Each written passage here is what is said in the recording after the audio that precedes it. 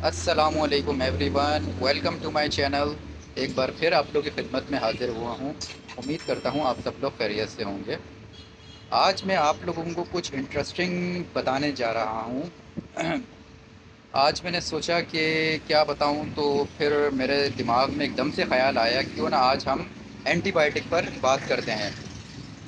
Antibiotics वो दवा होती हैं जो हम रोज़ाना की बुनियाद पर इस्तेमाल नहीं करते। इन्हें हम कभी कभार यूज़ कर रहे होते हैं, जैसे कभी किसी को बुखार हो जाता है, किसी को शदीद खांसी हो जाती है, या फिर हमारी बॉडी में कहीं पस वगैरह निकलने लग जाती है, कोई ज़ख़म वगैरह हो जाता है जिस वजह से पस वगैरह निकलने लग जाती है, उस वक्त हम एंटीबायोटिक यूज़ कर रहे होते हैं। और कभी कभार किसी को यूटीआई का इन्फेक्शन हो जाता है, यूरिनरी ट्रैक्ट इन्फेक्शन, तो उसमें हम जो है वो एंटीबायोटिक इस्तेमाल करते हैं। एंटीबायोटिक बहुत सारी किस्म की होती हैं। हर एंटीबायोटिक का एक अपना मखसूस काम होता है। तो बहुत सारी एंटीबायोटिक्स होती हैं। तो आज मैं आप लोगों को एंटीबायोटिक्स कैसे इस्तेमाल करनी है, एंटीबायोटिक हम क्यों इस्तेमाल करते हैं, और एंटीबायोटिक होती क्या चीज़ है, तो आज ये सब मैं आप लोगों को इसी वीडियो में बताऊंगा। लेकिन ये सब बताने से पहले मैं आप लोगों को एक बात बताना चाहता हूँ। वो बात ये है कि एंटीबायोटिक आपने डॉक्टर के मशवरे के बग़ैर इस्तेमाल नहीं करनी, क्योंकि आपको नहीं पता कि आपके साथ जो सिचुएशन चल रही है उसमें कौन सी एंटीबायोटिक लेनी चाहिए। अगर आप जो है लेट सपोज़ कि आपको फ़ीवर है, और आप फ़ीवर में, एग्जांपल दे रहा हूँ कि आप फ़ीवर में एम्पीक्लॉक्स ले रहे हैं या वेलोसेफ ले रहे हैं, तो ये सरासर गलत है। ये आपके लिए नुकसानदेह साबित हो सकती है। इससे होता क्या है कि आप फिर उस एंटीबायोटिक से रेजिस्ट हो जाएंगे। रेजिस्ट होने का मतलब ये होता है कि आपको फिर दोबारा कभी वो प्रॉब्लम हो और आप फिर एंटीबायोटिक लें, फिर वो आपको कभी असर नहीं करेगी। ठीक है, ये हो गई पहली बात। दूसरी बात दूसरी बात ये है कि एंटीबायोटिक जो है वो वायरल इन्फेक्शन में काम नहीं करती। ये सिर्फ बैक्टीरियल इन्फेक्शन में काम करती है।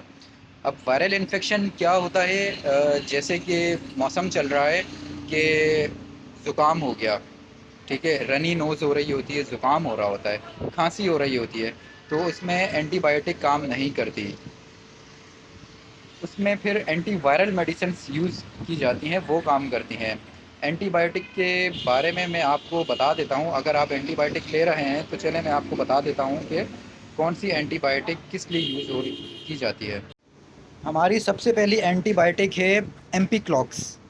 एम्पीक्लॉक्स और एमॉक्सिल, इन दोनों का काम क्या होता है, ये हमारी बॉडी में कहीं पस वगैरह हो जाती है, कोई ज़ख़म वगैरह फट जाता है जिस वजह से पस फॉर्मेशन हो जाती है, पस बहने लगता है, या फिर हमारे मसूड़ों में सूजन होती है और उसके अंदर पस भर जाता है, तो हम ये एम्पीक्लॉक्स यूज़ करते हैं। लेकिन ये इतनी इफ़ेक्टिव मेडिसिन नहीं है, क्योंकि ये सस्ती भी है और इतनी इफ़ेक्टिव नहीं है। अगर आप लोगों के गम्स में या आप लोगों के मसूड़ों में पस हो रही है, तो उसके लिए सबसे बेस्ट मेडिसिन है वेलोसेफ या ऑगमेंटन। ये दो बहुत अच्छी मेडिसिन हैं, बहुत अच्छी एंटीबायोटिक हैं। लेकिन ये फ़िलहाल तो मैं 1000 mg में मैं आपको दिखा रहा हूँ, और वेलोसेफ 500 mg में दिखा रहा हूँ, लेकिन ये हाई डोज़ हैं, ये नहीं लेना। आपने सबसे पहले लो डोज़ लेना है, जैसे कि वेलोसेफ 250 mg के अंदर भी आती है, आपने वो लेना है, या ऑगमेंटन 625 mg में भी ले सकते हैं। ये दांतों में, मसूड़ों में पस के लिए, या आपकी बॉडी में कहीं पर पस निकल रहा है, ज़ख़म फटने की वजह से पस निकल रहा है, तो उसमें आप ये मेडिसिन ले सकते हैं। और मैं आपको बताऊंगा कि इसका कोर्स क्या है और कितने दिन का है। अच्छा, ये है नोविडेड, मतलब सिप्रोफ्लॉक्सिसिन। आपने नाम की तरफ नहीं जाना, आपने इसकी तरफ जाना है। ये है सिप्रोफ्लॉक्सिसिन, ये आप किसी भी ब्रांड में ले सकते हैं। सिप्रोफ्लॉक्सिसिन का काम क्या होता है, ये बुखार में इफ़ेक्टिव है। मतलब आपको जस्ट बुखार है, नहीं उतर रहा, आपने जो है पेनाडोल के साथ जो है नोविडेट ले ली, तो इंशाअल्लाह ताला आपका बुखार उतर जाएगा। اور اگر آپ کو بخار ہے، کھانسی کون سی والی، جس میں آپ کا بلغم آ رہا ہو، ریشہ نکل رہا ہو آپ کے سینے سے، مطلب آپ کا سینہ فل ٹائم بلاک ہو، اس میں آپ یہ لیف لاکس لے سکتے ہیں کم ایم جی میں. جیسے ابھی میں آپ کو دکھا رہا ہوں، یہ ہے 250 ایم جی. تو یہ 250 ایم جی یہ بیسٹ ڈوزیج ہے، آپ 250 ایم جی میں ہی لیں. اگر آپ کی کھانسی لیوو فلاکسسن سے بھی ٹھیک نہیں ہو رہی تو پھر آپ یہ کلیریتھرومائسن لے سکتے ہیں. یہ لیوو فلاکسسن سے تھوڑی ہائی ڈوز ہے. تو یہ کلیریٹیک تو ایسے ہی نام ہے، اصل میں جو میں آپ کو بتانے جا رہا ہوں وہ ہے کلیریتھرومائسن. آپ جب بھی کوئی بھی اینٹی بائیوٹک لیں تو آپ اسٹارٹ جو ہے وہ لو ڈوز سے کریں، جیسے کہ 250 ایم جی، نہ کہ آپ 500 ایم جی یا 1000 ایم جی سے اسٹارٹ لیں. آپ نے لو ڈوز سے اسٹارٹ لینی ہے. اب بخار میں آپ کو یہ سپروفلاکسسن کام نہیں کر رہی تو آپ جو ہے سیفکزیم بھی لے سکتے ہیں، سیفیگیٹ.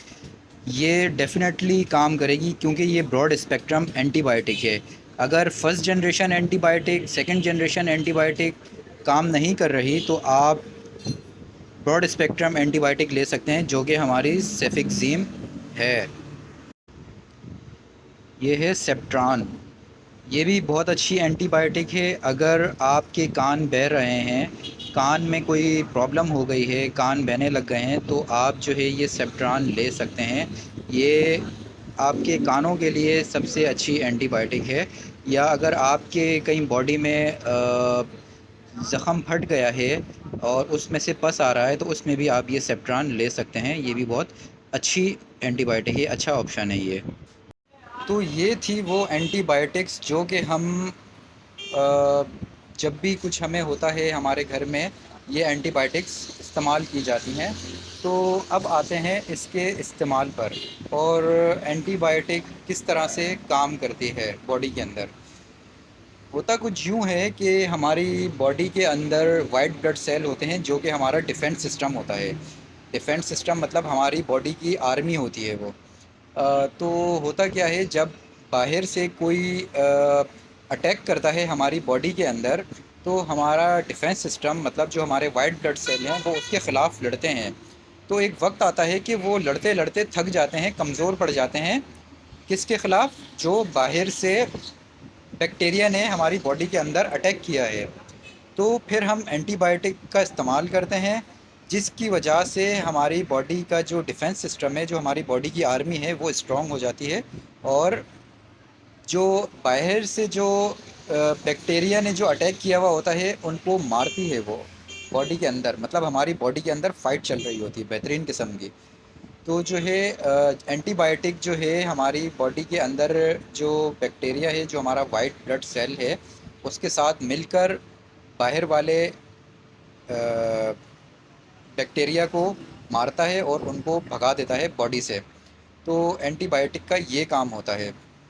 تو اب ویسے تو آپ نے ڈاکٹر کے مشورے کے بغیر اینٹی بائیوٹک لینی نہیں ہے، اور آپ اگر لے بھی رہے ہیں تو اس کا کمپلیٹ کورس ہوتا ہے.